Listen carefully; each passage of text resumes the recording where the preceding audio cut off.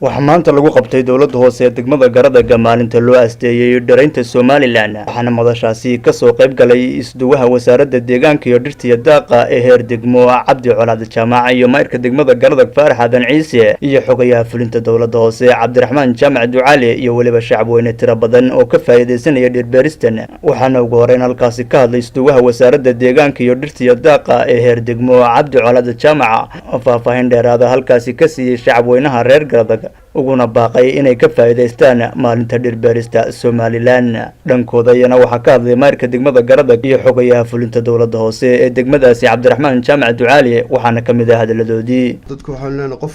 walba godkii iyo jaajuurka iyo wixii aad ku xanaaneyn lahayd geedkaaga ugu ilaalin lahayd bahalka iyo xoolahaba ayaa la doonayaa wasaaraduna laba jeer bay noo soo dirtay dhir oo hore 2015 ilaa 2017 runtii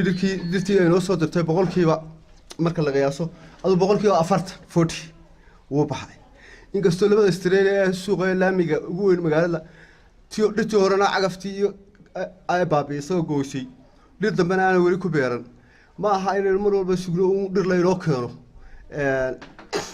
anaga lafteeda markii hore waxbaan abuuri jiro dhir baan abuuri jiray yaroo dadku qaadan jiray oo laamiga biyo iyo wixii baan naga jaray abaar xumo way dhacdo loo suro weeday inaan dhir beero waayo geedka yara cagaaran baa wixii isugu imanayaan hayayaan oo dhan iyo ku dhagayaan sida awgeed waxa weeyaan dhirta labada Australia suuqana laga beero hana la xanaanay oo ku kormeereynaa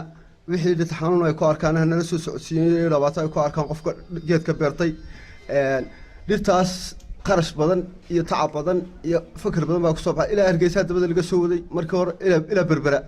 markii hore waxa la beerayay muddo 6 bilood iyo 6 bilood sanad baa la beerayay way dhagaadagtay dhirtan inta badan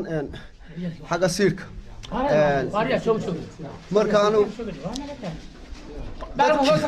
dadkii dhirtii hore aanu siinay dadka dhirtii hore aanu siinay farsamo xumaystay inta guriga iyo iska dhigteen runtii dhirta naga raagday awgeed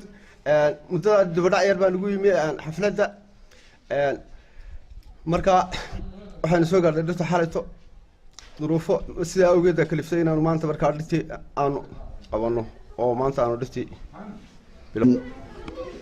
dhirtan oo ah ku aastaysan 15 April oo ahayd maalintii loo aasteeyay deegaanka Somaliland dhiraynta oo adugu hawlo yimi ay dib u dhigeen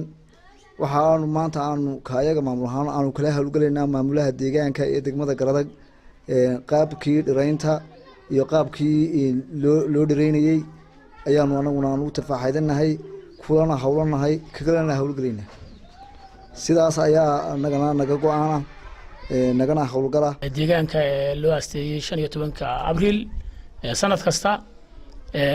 oo maanta insha Allah ku qabanayno xarunta dowladda hoose ee degmada Garadaga aad baan ugu mahadcelinaynaa wasaaradda deegaankeeda iyo wasiirkeeda iyo agaasimayaasheeda iyo shaqaalaheedaba ilaa 200 iyo dheeraad geed baan soo gaadhay runtii dhiro hore oo badan way naga soo gaadheen marka dhir beerid deegaanka way ka socotaa iyadoo cimiladu ay adag tahay oo abaar dhaceen oo beeraan jirto haddana dhir badan baa lagu dadaalay in la beero insha Allah tan waxaan ku ballan qaadaynaa in iyadana la beero oo aan rajayno in insha Allah dhir wada baxda noqoto baqa bulshadu direysona aad iyo aad baan u taageerayaa ku taageerayaan dadka ku boorinayaan in dhir la beero aan dhir la jarin siiba dhirta hadayna dhir beerayna dhirta aan gubida ka deyno waayo deegaamadeenu waxa weeye waa dhul saxaara ama saxaara oo ayaynu joognaa maadaama cimiladoona sidaa tahayna dhirta la sii gubaya ama la yareynayana waa taa inagu keentay dhibaatooyinka abaara marka baaqaynu doonayna waxa weeye waa in xusha iyo dhir jaridda intaba la yareeyo dhirtana waxaan mar labaad ku celinaa in qof kasta oo ay gaadha inuu beero oo geedkaas sidoo u beer lahaa uu ku tala galo inaguna aynu dhirteena ama insha Allah marka xariisu dhacdo dhir baa soo baxday taas soo baxdana aynu ku dadaalo inaynu iyadana aynu korno beerno waa Maxamed Gumburi Bulsho TV degmada Garadaga